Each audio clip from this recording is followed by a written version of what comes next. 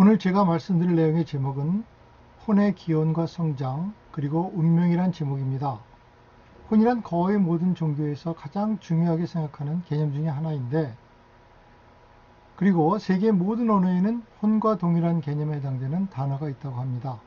우리말에도 혼이 빠졌다느니, 혼비백산했다느니, 혼줄이 났다느니, 그리고 또 혼백이란 말도 있는데, 혼은 죽어서도 살아남아서 하늘로 돌아가는 부분이고, 백은 죽으면 썩어 없어지는 몸을 이야기합니다.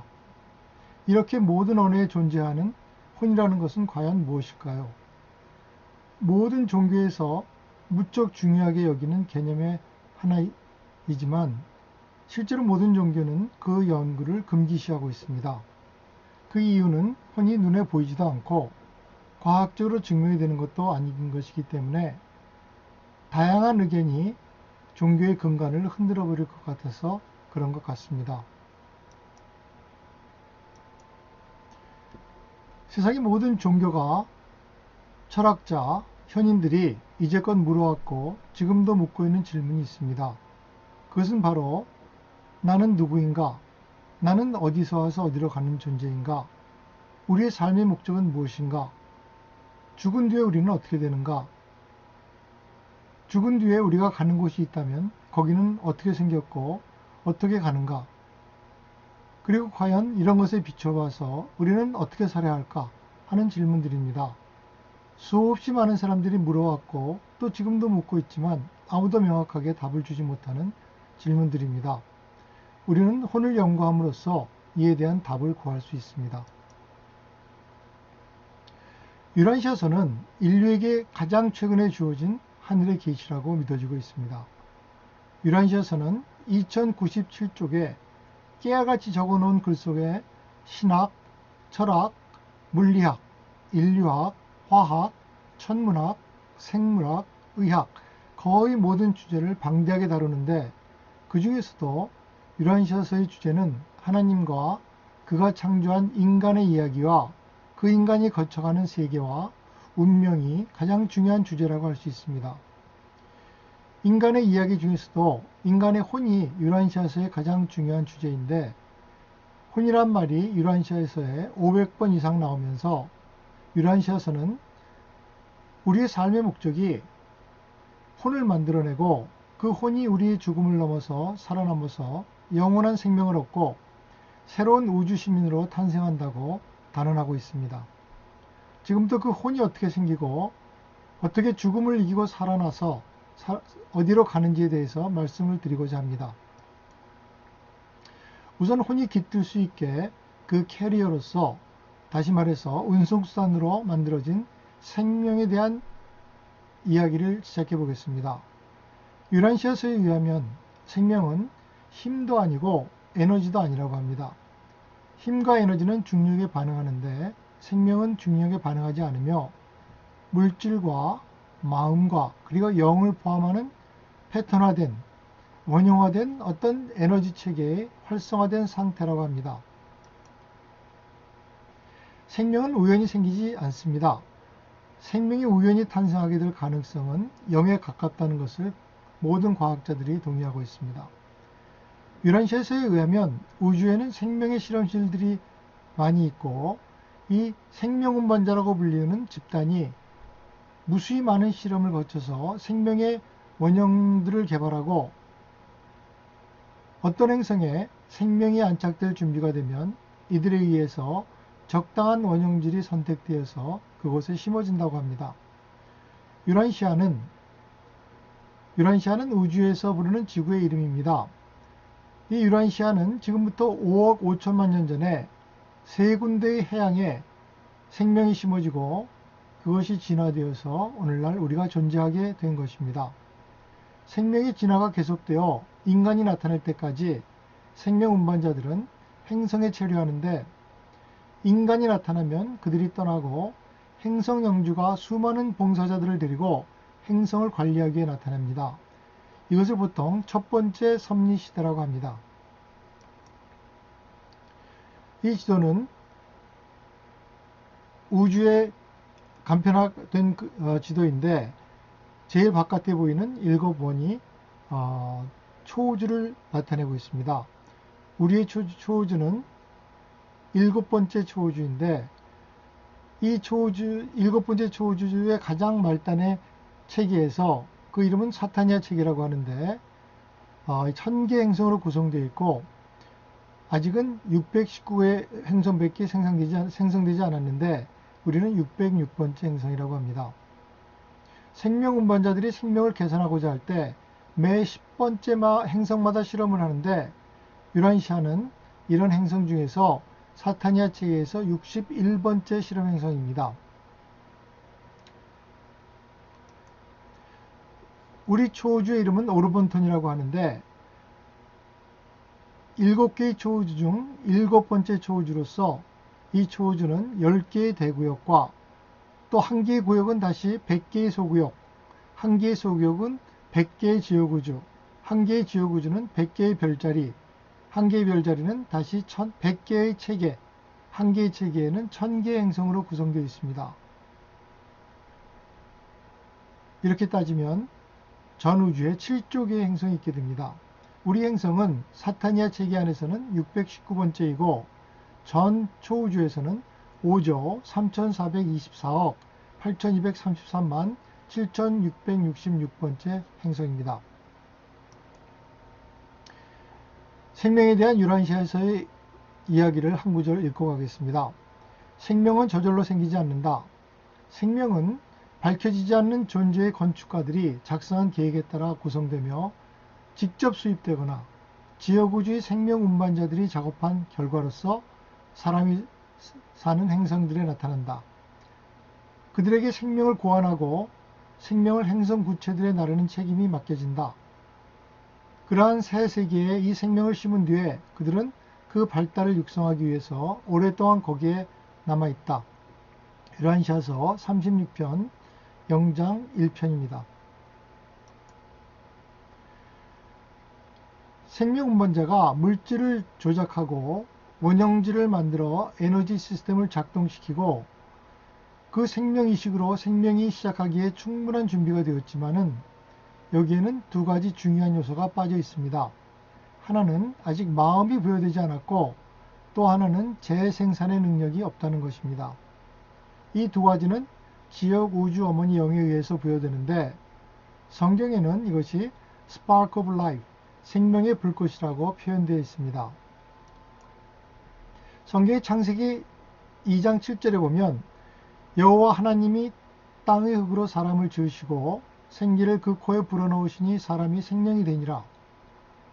여기서 생기가 히브리어로 루악이라는 말인데 생명의 숨을 불어넣었다고 표현되어 있는 것과 같은 것입니다. 생명의 공식과 생명의 원형이 올바르게 조합되고 적절히 조직되면 생명 운반자의 존재로 생명을 시작하기에 충분하지만 그러한 모든 살아있는 유기체는 두 가지 필수적 속성이 결핍되어 있다. 하나는 마음의 자질이고 다른 하나는 재생산 능력이다. 유란시아서 36편 6장 3절입니다. 생명의 불꽃은 그 근원이 하나님의 영입니다. 유란시아서는 생명은 from the Father, 아버지로부터 나와서 through the Son, 아들을 거쳐서 by the Spirit, 성령에 의해서 주어진다고 하고 있습니다. 이에 대한 유란시아서 구절은 36편 6장 7절입니다. 생명의 불꽃이 번쩍이면 마음이 부여되는데 마음을 한번 부여하고 마는 것이 아니라 어머니의 영이 회로에 연결시켜 놓고 모든 마음의 움직임을 기록하고 또 관찰하게 되는 것입니다. 생명의 섬광, 생명의 신비는 생명 운반자들에 의해서가 아니라 그들을 통하여 증여된다. 그들은 그러한 활동 행위를 감독하는 것이 사실이며 생명 원형질 자체를 조직하지만 살아있는 원형질의 근본적인 요소를 제공하는 이는 우주 어머니 영이다. 육체에 생기를 주고 마음의 전조를 가져오는 에너지 섬광은 무한영의 창조달로부터 나온다. 36편 3장 4절입니다. 지역 우주 어머니영의 보조자로서 7 보조 마음영들이 있는데 이들은 한 실체가 아니고 어머니형의 의식의 한 수준이며 회로와 같은 것이어서 이를 통해서 무한영이 개별화된 각 인간의 마음에 접속을 합니다. 여기서 용어를 좀 살펴보면 파라다이스는 삼일체 중 한 분인 무한영이 있고 그 무한영의 딸격인 지역 우주 어머니 영이 있는데 이 어머니 영을 보통 기독교에서는 성령이라고 부르고 일곱 보조 마음령은 이 어머니 영의 하나의 낮은 수준, 즉 회로입니다. 바로 이렇게 연결된 회로가 파라다이스의 무한영이 개인적 사역자인 지역 우주 어머니 영을 통해서 지성 생명체의 가장 낮은 계층까지 마음의 사역을 하게 되는 것입니다. 일곱 보조 마음 영 중 앞에 다섯 영은 지적인 단계의 어떤 생명 조직에도 처음부터 기능하지만 마지막 두 가지 예배의 영과 지혜의 영은 어느 정도의 의식 수준이 진화하여 도덕적인 결정을 내릴 때가 되어야 기능하고 필사자 마음은 지혜의 영이 작동하기 시작하면 바로 지역 우주 어머니 영이 회로에 연결됩니다. 일곱 보조 마음령의 역할은 이 세 가지로 요약할 수 있습니다. 첫째, 원시세계의 진화 과정을 조절하는 것이 이 보조 마음령의 첫 번째 역할입니다. 이것이 진화가 왜 목적이 있으며 우연이 아니라는 것을 설명합니다. 둘째 역할은 이 보조자들이 지역 우주 어머니영의 작용을 통하여 하등 계급의 지적 생명체에게 무한영이 베풀어주는 마음 봉사의 기능을 하고 있습니다. 셋째 역할로 이 보조영들은 지역 우주 어머니영으로부터 하여금 지역 우주의 살아있는 물질 생명과 다양한 접촉을 가지게 하여 그들을 통제합니다. 우주 마음의 근원은 삼위일체 하나님의 셋째 분이신 무한영입니다. 그래서 우주 아버지나 영원 아들보다 더 자연스럽게 이해하는 것이 가능합니다. 이 셋째 분이 인간의 마음 안에서 불완전하게나마 드러나고 있습니다. 이 셋째 분이 우주 마음의 근원이며 사람의 마음은 개별화된 회로들입니다. 다시 말해서 우리가 의식하는 것, 생각하는 것, 느끼는 것이 즉각적으로 무한영의 마음에 그대로 반영된다는 뜻입니다. 우주적 마음인 셋째 근원 중심은 모든 창조 안에서 각 지능 존재를 개인적으로 의식하고 모든 물적, 모론시아적, 영적인 창조체들과 개인적인 완전한 접촉을 유지한다.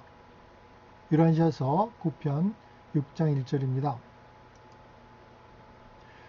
지금까지 설명과 관련하여 인간의 기원을 이런 도표로 나타낼 수 있습니다.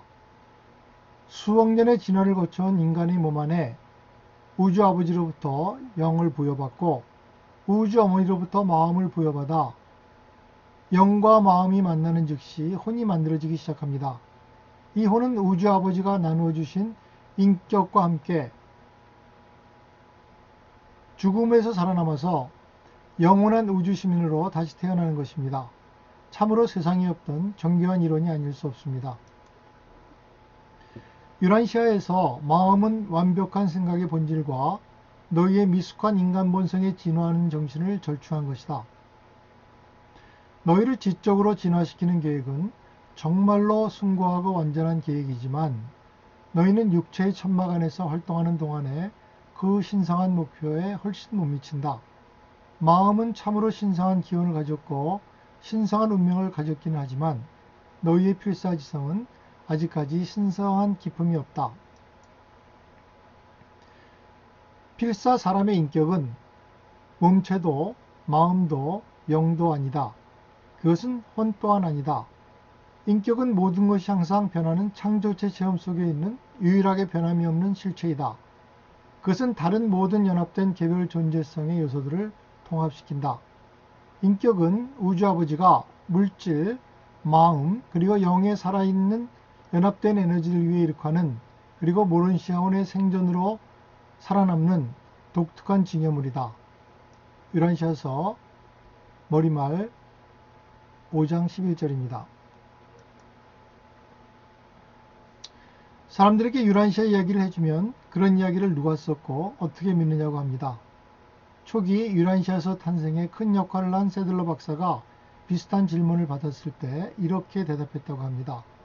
엄청나게 아름다운 건물들, 예를 들어서 인도의 타지마할이나 캄보디아의 앙코르와트, 밀라노의 베드로 성당 같은 건물 앞에 서서 그 아름다움에 압도되고 있을 때 그 건축물들이 누가 지었고 과연 믿을 수 있는지 이런 생각이 떠오르겠냐고요.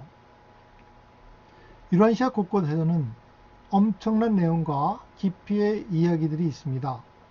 그 치밀하고 압도적인 이야기에 우리는 너무 감탄스러워서 이것을 누가 지었는가 하는 이야기를 생각할 여지가 없는 것입니다. 이런 이야기를 하나 더 예를 들어 보겠습니다. 성경의 창세기에 인간의 창조 얘기가 나옵니다.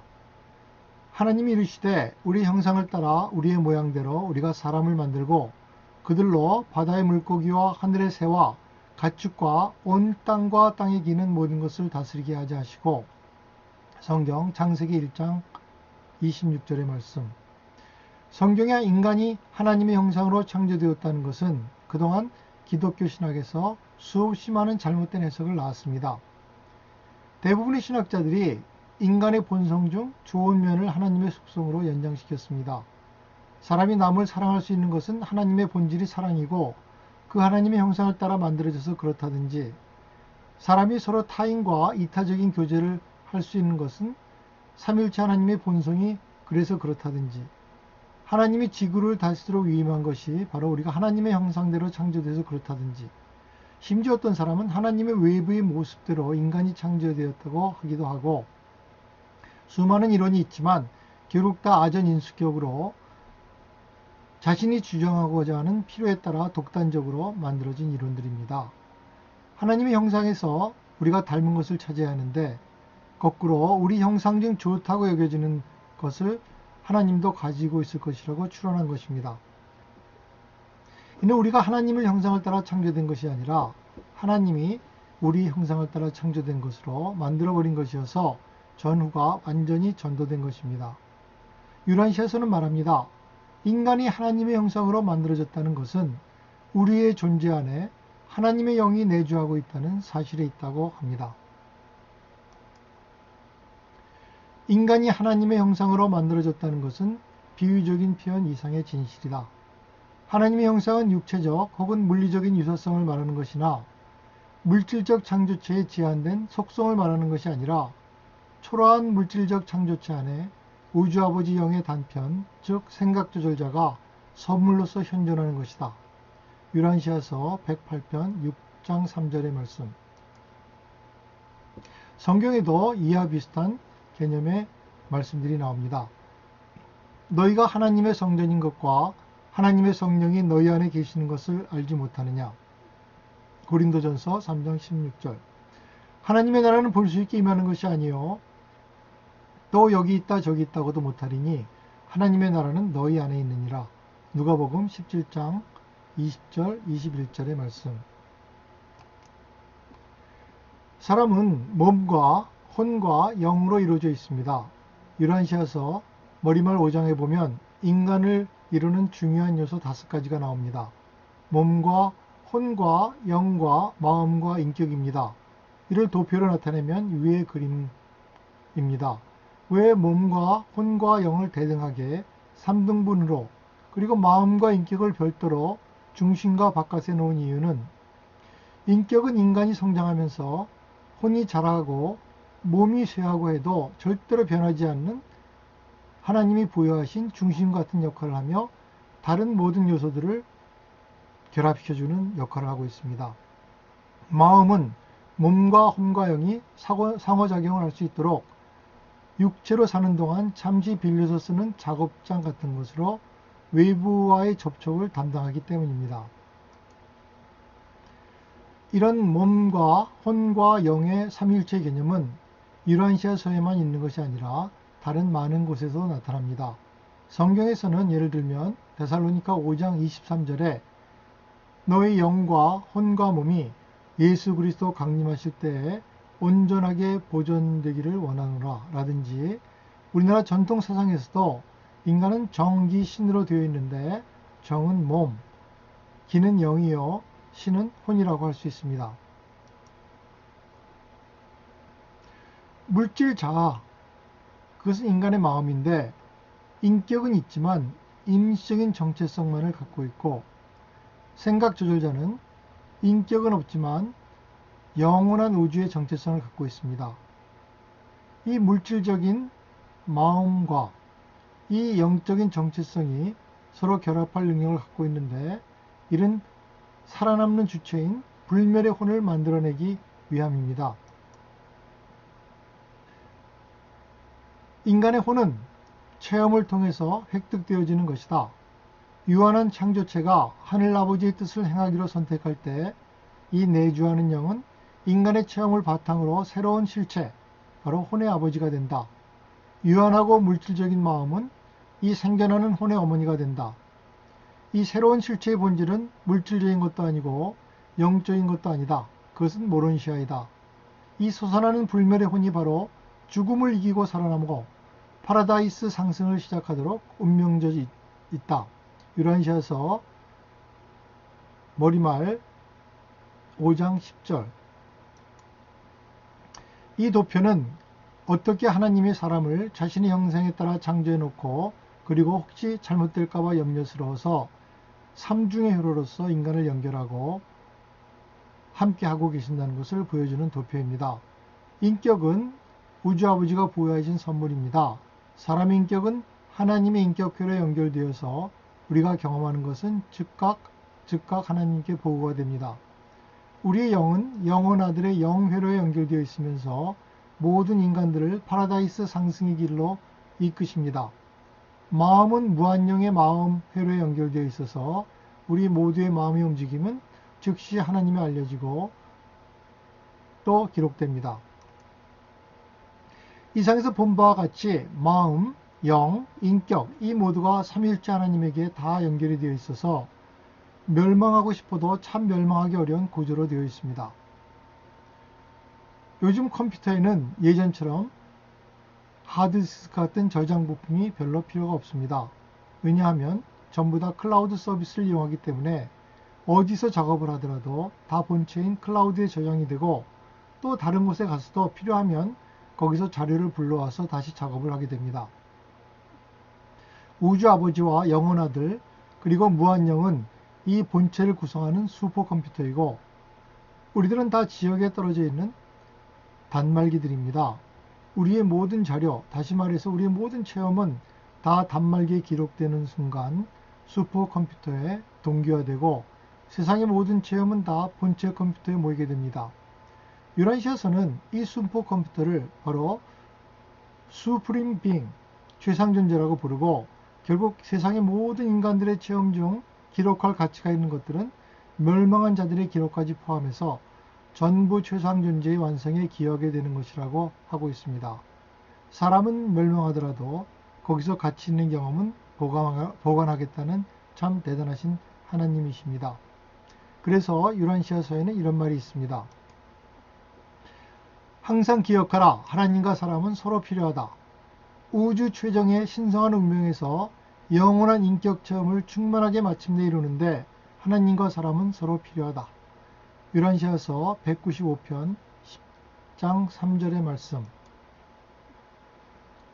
다시 우주의 지도입니다. 생각 조절자는 한가운데 파라다이스에 가장 가까운 신성한 하나님 구체의 7개 중에 한 곳이 디비닝턴이라는 곳인데 그곳에서 옵니다. 각 지역우주에서 어떤 필사자가 성령의 회로에 접속되고 나면 그 자료가 지역우주 정보를 거쳐서 초우주 정보를 지나서 파라다이스를 경유해서 디비닝턴 조절자 예비군단에 있는 곳에 전달이 됩니다. 그 자료가 도착하면 필사자에 대해서 조율자들의 지원 신청을 받습니다. 다시 말해서 우리가 영을 고르는 것이 아니라 영이 우리를 고르는 것입니다. 우리는 인간의 여행을 떠난 영인가? 아니면 영의 여행을 떠난 인간인가? 여기서 다시 발상의 전환을 한다면 우리라는 자아는 아메바로부터 시작해서 원숭이를 거쳐서 진화된 이 물질 자아가 우리가 아니라 바로 디비닝턴에서 시작된 영이 바로 우리 자아가 되어야만 하고 그렇다면 우리는 영적인 여행을 떠난 인간들이 아니라 인간의 여행을 떠난 영인 것입니다. 유란시에 보면 이런 구절이 있습니다. 물질 세계에서 너희는 몸이 영을 가졌다고 생각한다. 그러나 우리는 영이 육체를 가졌다고 생각한다. 영은 설계자요, 마음은 건축자요, 육체는 물질인 건물이다. 유란시에서 42편 12장 12절. 이상에서 살펴본 바와 같이 인간의 본질에 관해서 우리에게는 동물적 유산으로서 진화된 몸이 있고 우주 어머니 영이 부여한 마음의 회로가 있고 하나님이 증여하신 생각조절자가 있습니다. 그렇다면 우리의 본질이 우리의 마음인가? 아니면 몸인가? 아니면 혼인가? 아니면 영인가? 몸과 마음은 우리의 죽음과 함께 사라지고 영속하는 것은 우리의 영과 혼밖에 없습니다. 지금까지 살펴본 내용을 하나의 도표로 정리하면 이렇게 됩니다. 생명의 이식이 이루어지고 그 생명의 불꽃과 마음의 증여가 일어난 뒤에는 긴 진화의 과정을 거쳐 인간이 태어난 후에 그 인간의 첫 번째 도덕 결정이 이루어지면 일곱째 보조영, 지혜의 영이 확인되고 무한영의 마음회로에 등록이 된 후 그 신상자료가 디비닝턴으로 송부됩니다. 그리하면 생각조절자가 그곳을 떠나서 인간에 도착을 하고 인간의 마음과 협동하여 혼을 만들기 시작하고 그 모든 도덕적 행동으로 혼이 성장하게 되고 마침내 그 혼은 죽음을 넘어서 살아남고 다시 영과 융합이 되어서 영원한 우주 시민으로 탄생합니다. 죽음을 통하여 맨션 세계로 나아가서 맨션 세계에서 영융합이 일어나면 공식적인 우주 시민이 탄생하는 것입니다. 그 전에는 우리는 모두 후보자에 불과합니다. 영융합 이후에 필사자가 소멸할 확률은 없으며 그 이유는 탄탄대로로 파라다이스까지 나아가게 됩니다. 다시 한번 혼의 탄생의 결정적인 요인을 살펴보면 이 도표와 같습니다. 우리의 물질 자아는 마음을 의미하는데 인격은 가지고 있으나 일시적인 정체성, 다시 말해서 임시 회원증 같은 것만을 가지고 있습니다. 생각조절자는 인격은 갖고 있지 않으나 우주의 영원한 정체성, 다시 말해서 평생 회원 자격을 가지고 있습니다. 이 둘이 협력하여 우론시와 불멸의혼을 만들어냅니다. 불멸의혼은 다시 말해서 영의 아버지가 되고 마음이 어머니가 되어서 태어난 자녀입니다. 물질 자아는 인격과 정체성, 즉 임시적 정체성이 있다. 전 인격적인 저줄자도 정체성, 즉 영원한 정체성이 있다. 이 물질적 인격과 그리고 영적 전인격이 그들의 창조적 속성들을 연합시키면서 불멸의 혼에 생존하는 정체성을 존재하게 한다. 유란시아서 5편 6장 7절. 불멸의 혼이 자라도록 만들어 놓고 아버지는 간섭을 하지 않습니다. 영원한 운명에 관한 모든 책임은 자신에게 있게 된 것입니다. 넓은 우주에서 어떤 다른 존재, 힘, 대리자도 사람이 가진 자유의지의 절대 주권에 간섭할 수 없게 되는 것입니다. 이 그림은 연어가 강을 타고 가다가 벽을 만나서 또 그 벽을 타고 올라가는 그림입니다. 연어는 산란기의 깊은 계곡에서 알을 낳아서 이 알들을 부화하면 넓은 바다로 나아갑니다. 연어는 태어나서 바다로 나갈 때 자신이 태어난 강의 냄새를 기억하고 그 냄새에 의존하여 자신이 태어난 강으로 돌아온다고 합니다. 연어가 바다로 나아가는 이유는 1m까지 자라는 연어가 좁은 강에서는 살 수 없기 때문이고 다시 강으로 돌아오는 이유는 앞으로 출산할 새끼 연어들이 바다에서는 너무 위험하기 때문입니다. 우리는 모두 하늘나라를 본향으로 갖고 있고 바다에서 살기 위해서 이 세상으로 나온 연어들입니다. 그리고 이제 성장해서 다시 본향을 찾아 여행을 시작했습니다. 모든 연어들이 다 고향으로 돌아가지 못하고 더러는 지쳐서 죽고 더러는 곰에게 잡혀먹고 오직 일부 연어들만이 고향으로 돌아갈 수 있을 것입니다.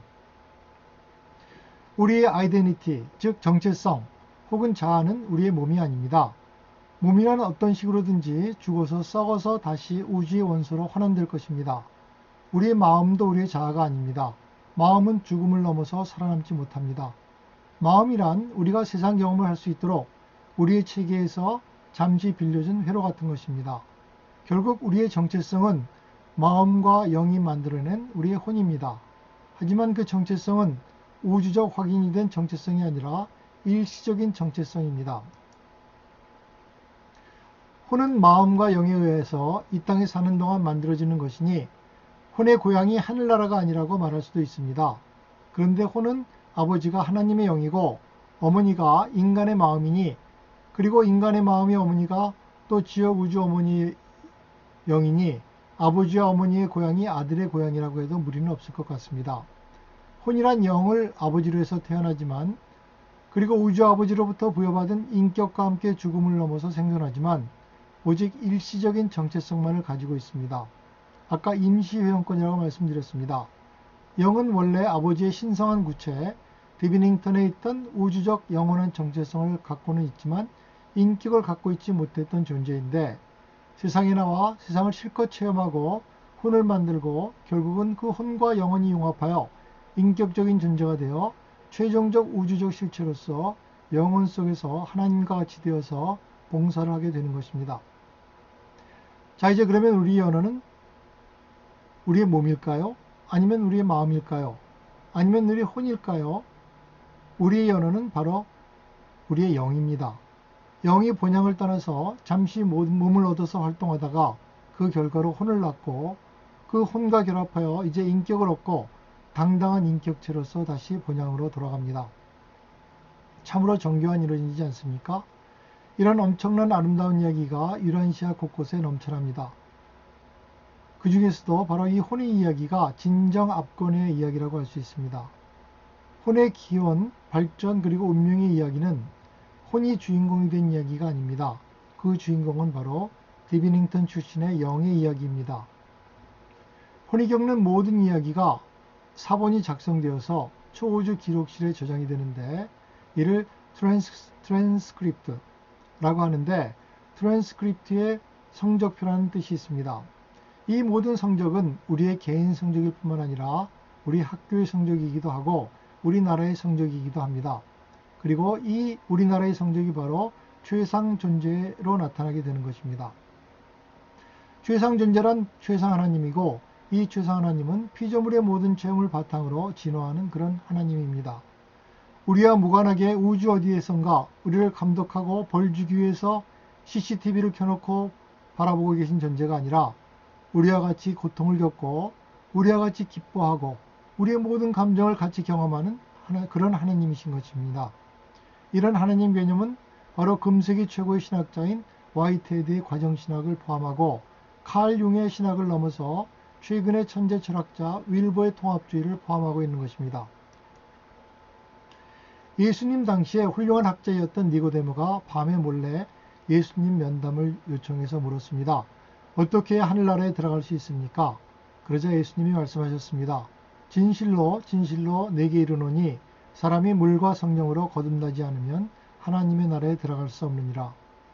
물과 성령으로 거듭난다는 것은 보통 기독교에서 죄를 뉘우치고 물로 세례를 받고 성령으로 거듭난다고 해석하고 있지만, 우리가 그동안의 죄를 뉘우치고 육체를 죽이고 영을 새로 받아서 새로운 존재로 태어나는 것이 아닙니다.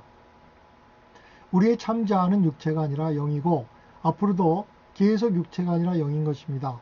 우리가 영으로 거듭난다는 것은 우리 자신이 육체가 아니라 영인 것을 깨닫고 영의 생각, 영의 행위, 영의 열매를 맺는 것입니다. 하나님이 내주를 받아들이고 인식하고 있는 사람은 영으로 태어난 것이다. 너희는 하나님의 성전이고 하나님의 영이 너희 안에 산다. 이 영이 너에게 부어지는 것으로는 충분하지 않다. 신성한 영이 인간 체험의 매 순간을 지배하고 통제하여야 한다. 34편 6장 7절. 사도 바울이 말했듯이 우리 안에는 두 가지 본성이 살고 있습니다. 영적인 본성과 육체적인 본성입니다. 영적인 본성은 바로 하나님께로부터 받은 영이고, 육체의 본성은 바로 본능과 적자 생존의 진화 과정을 거쳐서 이루어진 나의 몸입니다. 이 둘이 하도 싸워서 사도 바울은 탄식을 합니다. 오라, 나는 공고한 사람이로다. 이 사망의 몸에서 누가 나를 건져내랴. 로마서 7장 24절 말씀입니다. 우리는 언제부터인가 이 두 가지 본성 중에서 육체적인 본성이 우리이고 영적인 본성은 하나님의 것으로 우리가 거듭나서 성취해야 될 무엇으로 생각하는데 이에 대해서 발상의 전환이 필요합니다. 내 집 마당에 20년도 더 된 포니 차량과 새로 수입된 포르쉐 두 대가 서 있습니다. 우리는 내 차는 포니이다 생각하고 포르쉐는 감히 건드리지도 못하고 매일 매연을 뿜으며 찌그러진 포니를 타고 다닙니다. 하지만 실제로 내 차는 포르쉐입니다. 신성한 하나님의 본성을 갖고 있는 놀라운 존재, 위대한 존재, 바로 멋진 존재입니다. 포니가 우리의 육체적 본성이고 포르쉐가 우리의 영입니다. 우리의 본성은 영입니다. 잠시 육체에 머물면서 내가 육체인지 영인지 잠시 헷갈리며 살지만 우리의 지위는 본래 영인 것입니다. 오늘 만나는 모든 사람들도 디비닝턴 동기생들인 영입니다. 그런 의미에서 우리는 한 형제이고 한 아버지를 모시는 가족인 것입니다. 이렇게 자신도 또 남도 다 영으로 인식할 때 갑질도 사라지고 성범죄도 사라지고 미움, 다툼도 사라지게 될 것입니다. 유란시에서는 영에는 아무런 차별이 없다고 말합니다. 얼마 전 삼성의 이건희 씨에 대한 기사가 세상을 시끄럽게 했습니다. 지금 거의 5년 동안 의식불명의 상태로 병원에 누워 있는데도 올해 재산이 수조 원이 불어났다고 합니다. 육적으로는 우리보다 더 부자가 더 부럽고 권력자가 더 부럽지만 영적으로는 하나도 부러울 것이 없습니다. 오히려 육체적으로 안락하고 물질적으로 풍부한 것이 우리의 영성을 키우는 데 방해가 될 수 있습니다. 몸이고 돈이고 집이고 모든 것은 잠시 빌려서 쓰다가 다 버리고 갈 것들입니다. 버리고 가야 할 물건들에 신경을 쓰다가 정작 중요한 자신의 영적인 성숙을 소홀히 하여 영적으로 지진화가 되어 진리 구별을 못하고 헤매다가 이 세상을 마지막으로 우주에서 사라질 수도 있습니다. 우리가 정작 부러워해야 할 사람은 부자나 권력자가 아니라 7 정신원의 달성과 관련해서 셋째 원에 도달하여 개인 수호 천사를 받은 사람이나 첫째 원에 도달하여 생각 조절자와 대화를 할 정도의 경지에 이른 사람들입니다. 유란시아서에 의하면 땅에 있는 자기 동료들, 특히 가난과 어려움에 빠진 귀중한 존재들의 복지를 위하여 사역 없이 수고하는 데서 나타나는 비이기적 자질, 이것이 행성에서 위대함을 재는 참다운 척도이다. 유란시아 같은 세계에서 위대함의 명시는 자질을 나타내는 것이다.